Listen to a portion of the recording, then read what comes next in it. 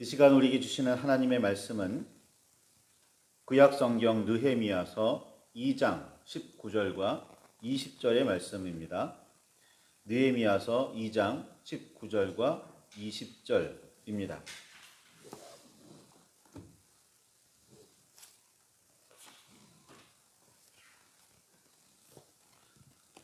찾으셨으면 우리 함께 말씀을 봉독하시겠습니다. 호론 사람 산발랏과 종이었던 암몬 사람 도비야와 아라비아 사람 게셈이 이 말을 듣고 우리를 업신여기고 우리를 비웃어 이르되 너희가 하는 일이 무엇이냐? 너희가 왕을 배반하고자 하느냐? 하기로 내가 그들에게 대답하여 이르되 하늘의 하나님이 우리를 형통하게 하시리니 그의 종들인 우리가 일어나 건축하려니와 오직 너희에게는 예루살렘에서 아무 기업도 없고 권리도 없고 기억되는 바도 없다 하였느니라. 아멘.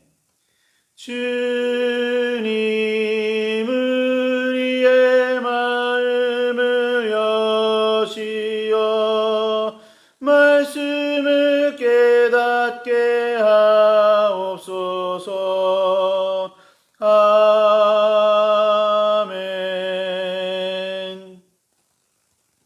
주님의 사랑과 그 크신 은혜가 저와 여러분 안에 가득하기를 소망합니다. 바벨론에 포로로 끌려갔던 유다 백성들은 모두 3번에 걸쳐 예루살렘으로 돌아왔습니다.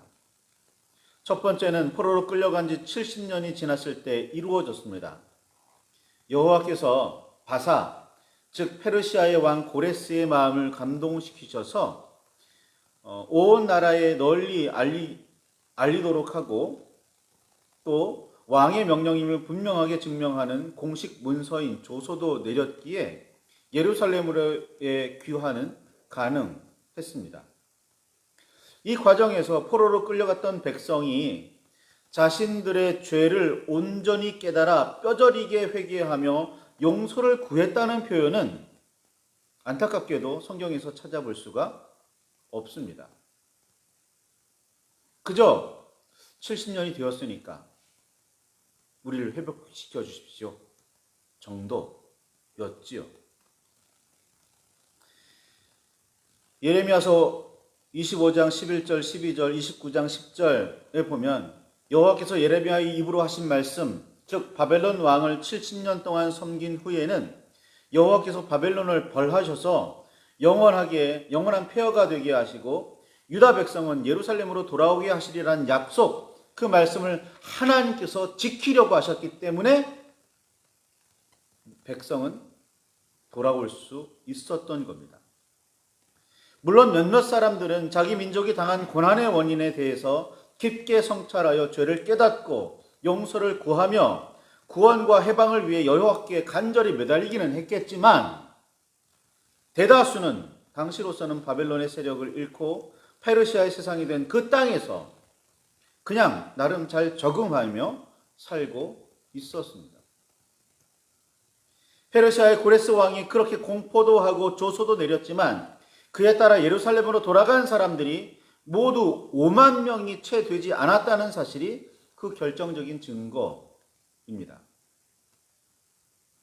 당시에는 인구조사 대상에 끼지도 못했던 남종과 여종의 숫자까지 포함한 숫자였기에 더욱 참담한 숫자였습니다. 이때 유다 백성을 이끌었던 사람을 스룹바벨이라고 흔히 말합니다. 스룹바벨 2장 2절에 보면 단지 돌아온 사람들의 명단 중에서 가장 먼저 기록된 사람이 스룹바벨이었기 때문이었습니다. 바벨론 포로에서 풀려나 예루살렘으로 돌아온 첫 번째 무리는 스룹바벨을 중심으로 성전을 다시 세우는 일에 힘을 모았습니다. 여호와께서 마음을 감동시키신 고레스 왕도 예루살렘으로 돌아가 우선 성전을 다시 건축하라고, 성전을 다시 세우라고 명령했기 때문이기도 했습니다. 이런저런 어려움과 방해 때문에 한동안 중단되기도 했었던 성전 공사는 고레스의 뒤를 이어 다리오가 왕이 된 6년째 해에야 비로소 공사를 마칠 수 있었습니다. 페르시아 왕들의 계보를 살펴보면 고레스 왕 다음에 캄비세스라는 왕이 8년을 다스렸고 그 후에 다리오가 왕이 되었으니까 유다 백성이 예루살렘에 돌아온 지 46년이 지나서야 성전 건축을 이룰 수 있었습니다. 그러나 당시 유다 백성은 성전과 그곳에서 이루어질 제사만 회복했을 뿐이라는 사실을 다음 귀환에서 잘 알 수가 있습니다. 고레스 왕 다음에 다리오를 거쳐서 아하수에로를 지나 아닥사스다가 페르시아의 왕위에 있을 때에 에스라가 주축이 되어 두 번째 귀환이 이루어졌습니다. 이때 돌아간 사람들의 총 수는 2,000명이 채 되지 않았었고 그나마도 레위인은 에스라가 사람을 보내서 설득하고 초청하고 나서야 귀환에 참여했습니다. 에스라가 우리 돌아갈 테니 이스라엘 사람들 다 모여라, 유다 사람들 다 모여라 라고 말할 때 레위 사람들은 움직일 생각을 하지 않았다는 거예요. 아론의 후손으로서 논란의 여지가 없는 확실한 제사장이자 율법에 정통했던 학자 에스라가 이끄는 귀환이었기에 예루살렘으로 돌아가 여호와의 성전에서 여호와 앞에서의 제사를 회복하게 되었는데도 그들은 예루살렘으로 돌아갈 행렬에 앞장서지를 않았습니다. 두 번째 귀환이 아닥사스다 왕 때에 이루어지기는 했으나 구체적으로 언제 이루어졌는지 그 시기가 분명하지는 않습니다. 앞에서처럼 페르시아 왕들이 제위한 기간을 기준으로 이렇게 저렇게 계산해 보면 아닥사스다가 왕이 된 원년에 두 번째 귀환이 이루어졌다고 해도 첫 번째 귀환이 있고 나서 대략 94년 정도가 흐른 때였다고 짐작할 뿐입니다. 두 번째 포로 귀환을 이끈 에스라가 예루살렘에 도착해서 성전에서 여호와께 제사를 드린 후에 유다 방백들이, 그러니까 관리나 지도자라고 번역할 수 있는 그 방백들이 에스라를 찾아왔습니다. 에스라를 찾아온 유다 방백들은 백성들과 제사장들, 레위 사람들을 모두 고발했습니다. 갑자기 고발 사건이 벌어져요. 고발은 그들이, 그러니까 백성들이나 제사장들이나 레위 사람들이나 전부 다 가나안 백성들과 결혼하고 있다는 내용이었습니다. 집안마다도 전해져 내려오며 지키려고 힘쓰는 전통이 각각 다릅니다. 두 사람의 살아온 배경이나 성격 차이가 전부가 아닙니다. 더구나 외국인과의 결혼은 그야말로 문화 충돌입니다. 그런데 포로에서 돌아온 사람들이 가나안 사람들과의 결혼을 통해 그 땅의 문화를 아무렇지도 않게 받아들이고 있다는 고발은 그야말로 엄청난 사건이었습니다. 문화를 수용하는 정점은, 문화 수용의 최고점은 당시로서는 그들의 신을 받아들이고 섬기는 일이었습니다. 여호와를 온전히 붙들지 않고 섬기지 않으며 그 율법을 따르지 않아 벌을 받았고 그 결과 포로 생활의 어려움을 몸으로 겪었던 사람들이 오직 하나님의 은혜로 예루살렘으로 돌아와 겨우겨우 성전을 재건했으면서도 또다시 여호와의 말씀을 지키지 않았고 나아가 다른 신들을 가까이 하기 시작했다는 방백들의 고발은 에스라에게 있어서 충격 그 자체였습니다. 첫 번째로 돌아왔던 사람들이 어렵게 성전을 재건하고 나서 마음이 다시 여호와를 떠났다는 보고였으니까 말입니다. 에스라는 이 사실을 무척이나 슬퍼했습니다. 입고 있던 옷을 찢었고 금식하며 통곡할 수밖에 없었습니다. 여호와의 율법에 정통한 학자였던 에스라, 바벨론 포로의 원인이 무엇인지를 뼈저리게 깨닫고 있었던 그로서는 이 상황을 그냥 두고 볼 수가 없었습니다. 그렇지 않아도 에스라는 여호와 하나님의 명령과 페르시아의 왕의 명령을 따르지 않는 사람들을 재판하여 죽이거나 귀양 보내거나 가산을 몰수하거나 옥에 가둘 권한을 아닥사스다 왕에게 받은 상태였습니다.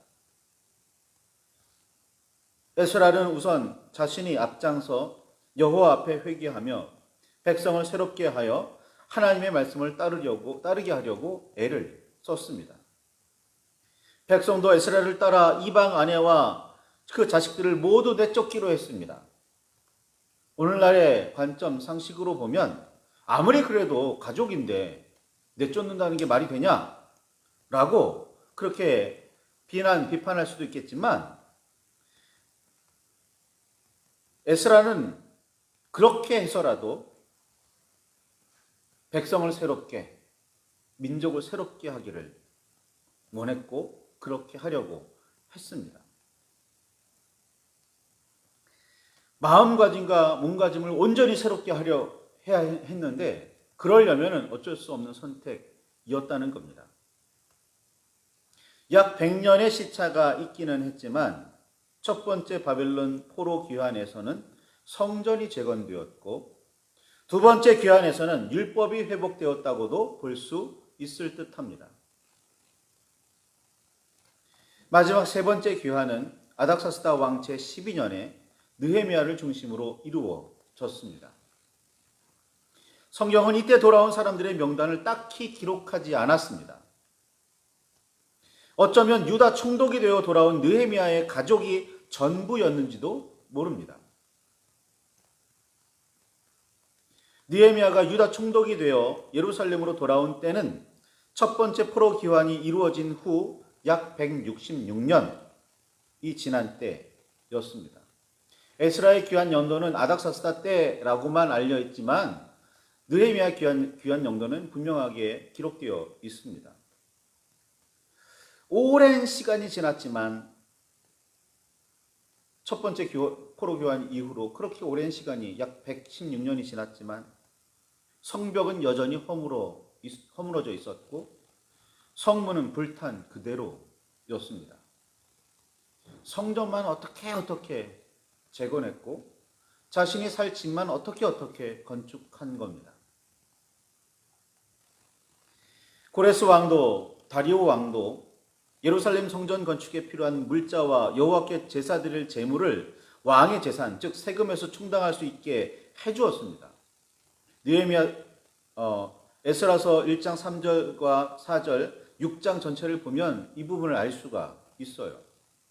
그래서 성전 재건은 그래도 가능했고 제사는 이어질 수 있었으나 성벽과 성문은 허물어지고 불탄 그대로였습니다.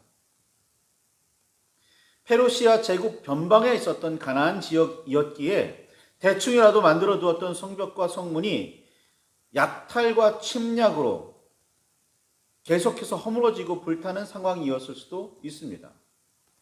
그래도 제국의 중앙은 치안 상황이 좋았지만 제국의 변방은 치안 상황이 그렇게까지 좋지는 않았을 테니 약탈이나 이런 침략이 수시로 빈번히 일어났을 수 있습니다. 그래서 기껏 어느 정도 재건해 놓았던 성벽이나 성문도 불타버릴 수 있었던 겁니다. 어찌되었든 포로에서 돌아와 예루살렘에 살던 백성은 안전을 보장받을 수 없었습니다. 성벽이 그 안전을 보장하는 역할을 하는 거니까요. 자신들을 스스로 지켜낼 힘도 없었습니다. 그러니까 계속 약탈을 당하죠. 느헤미야는 이 사슬 때문에 울고 슬퍼하며 하나님 앞에 금식하며 기도했습니다. 당시 느헤미야는 왕의 술관원으로 대단히 출세한 사람이었습니다. 암살이 빈번히 일어났던 시대에 왕은 자신의 먹거리를 아무에게나 맡기지 않았습니다. 그러니 왕이 술관원이 되었다는 말은, 왕이 마실 거리를 모두 관장했다는 말은 왕이 대단히 신뢰하는 사람이었다는 말이고 그만큼 권력의 중심에 서 있었다는 뜻입니다. 그러나 느헤미야는 그 무엇보다 부족함이 없었던 사람이었습니다. 그만큼이나 느헤미야에게는 부족함이 없었습니다. 그런데 그는 동족의 고통을 함께 아파할 줄 아는 사람이었습니다. 자기에게는 부족함이 없어요. 고통스러울 게 없습니다. 뭐 같은 민족이지만 남이니까 라고 생각해 버릴 수도 있었어요. 그런데 느헤미야는 자신의 동족이 예루살렘에 먼저 돌아간 그 동족들이 그렇게 고생하고 있다는 소식을 듣고서는 비통해하고 눈물을 흘리며 슬퍼합니다. 형제의 아픔을 슬퍼하며 눈물 흘릴 줄 아는 사람이었습니다. 더구나 그는 여호와 앞에서 기도하는 사람이었습니다. 선조들이 바벨론의 포로로 끌려와 페르시아에 산 지 거의 200년이 다 되어 가고 있었습니다. 유다만 기준으로 따져도 포로기 70년이 마치고 나서 돌아갔으니까, 그리고 첫 번째 귀환이 이루어지고 나서 116년이 지나서야 느헤미야가 등장하니까 포로로 잡혀온 지는 200년이나 다 되어가는 시점이었던 겁니다. 느헤미야를 기준으로 보면. 그런데 그는 여호와 하나님께 기도하는 사람이었습니다. 민족성을 그때까지 유지할 수 있었을까요? 여호와 하나님을 그때까지 붙들고 있을 수 있었을까요? 보통 사람들이 오늘날 다른 나라로 옮겨간 사람들만 보아도 이민 1.5세대 혹은 2세대만 되어도 한국말을 잊어버리는 일이 허다합니다.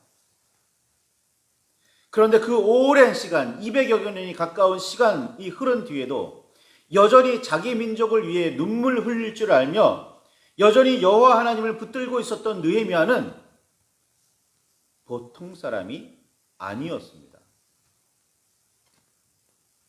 아닥사스다 왕의 전적인 신뢰를 받고 있던 사람, 유다 총독이 되어 성벽과 성문을 건설할 수 있는 전권을 받은 사람, 더구나 여호와 하나님을 붙들고 민족의 안전을 위해 애쓰는 사람, 그가 바로 느헤미야였습니다. 아무리 왕의 명령서와 전권을 가지고 예루살렘으로 돌아왔더라도 느헤미야의 일을 방해하는 사람들은 그때에도 있었습니다. 호른 사람 산발랏과 암몬 사람 도비아가 대표적이었습니다. 그들은 아라비아 사람 게셈과 함께 느헤미야와 유다 백성을 업신여기고 비웃었습니다. 과연 200여 년 동안 해내지 못한 그 일을 너희가 해낼 수 있겠냐?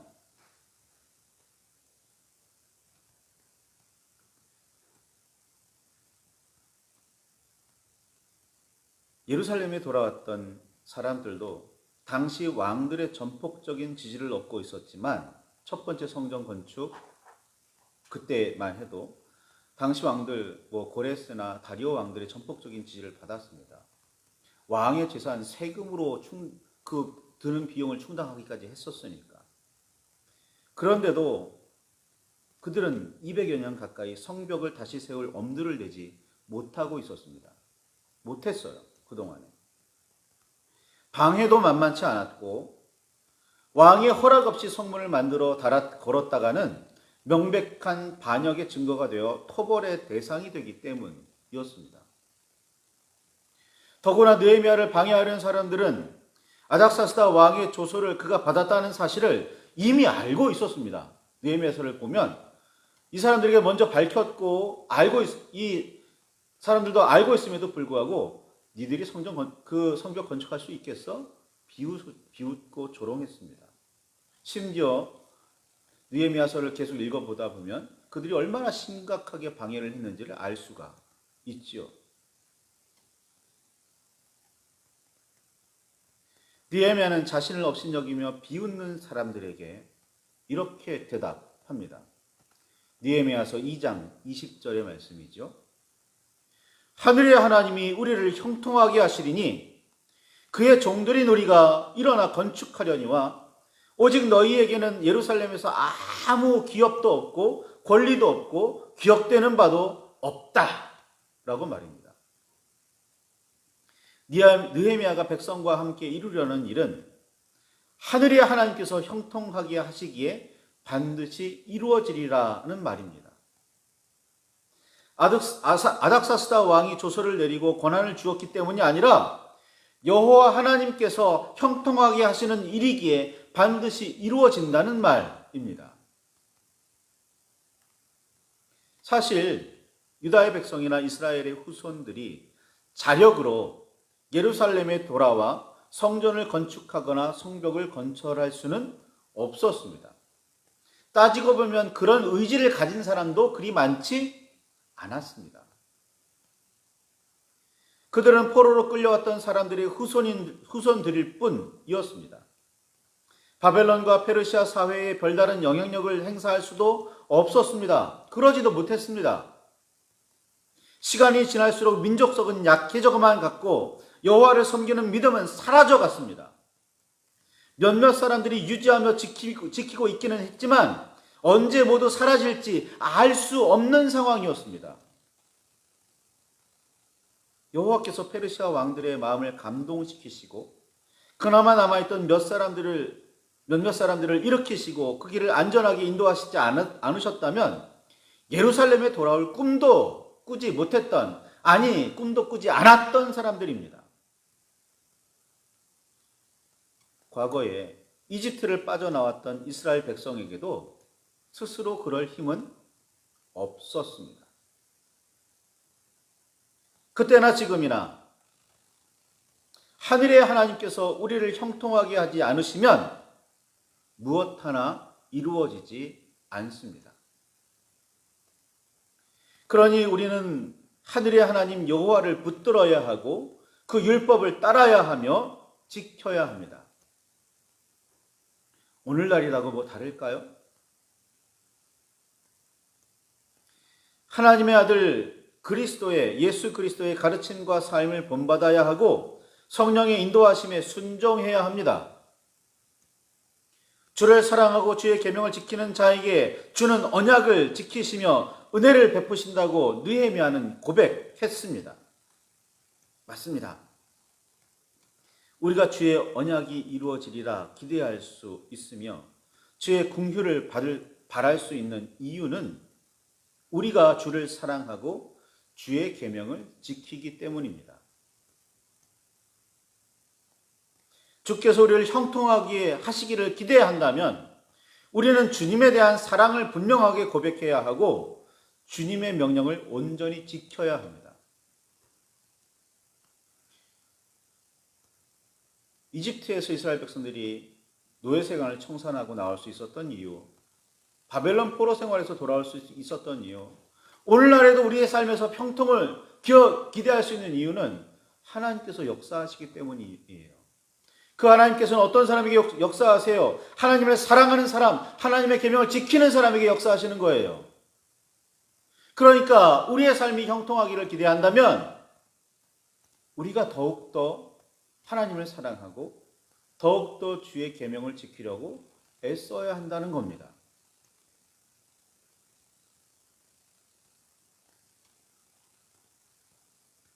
그렇지 않고 은혜만 구한다면 이는 소위 버리장머리 없는 어린아이가 막무가내로 때를 부리는 일과 다르지 않을 겁니다. 막무가내로 때를 부리는 버리장머리 없는 아이를 향해서 부모는 어떻게 할까요? 그래, 네가 원하는 거 해줄게 그럴까요? 회초리를 댈까요? 말씀을 붙들고 깊이 묵상하시며 기도하시기 바랍니다. 우리가 하나님 앞에 어떤 삶을 살고 있는지, 정말 하나님께서 우리를 형통하게 해주신다고 그렇게 믿고 있는지, 정말 그 주님을 사랑하고 그 주님의 계명을 지키고 있는지, 정말 내가 은혜와 긍휼을 기대하며 바랄 수 있는 그런 믿음의 사람으로 살고 있는지 말씀을 붙들고 깊이 묵상하시기를 바랍니다. 그 기도 가운데 참된 깨달음이, 변화가 우리 안에 일어나기를 소망합니다. 말씀을 붙들고 각자 묵상하시며 기도하시겠습니다.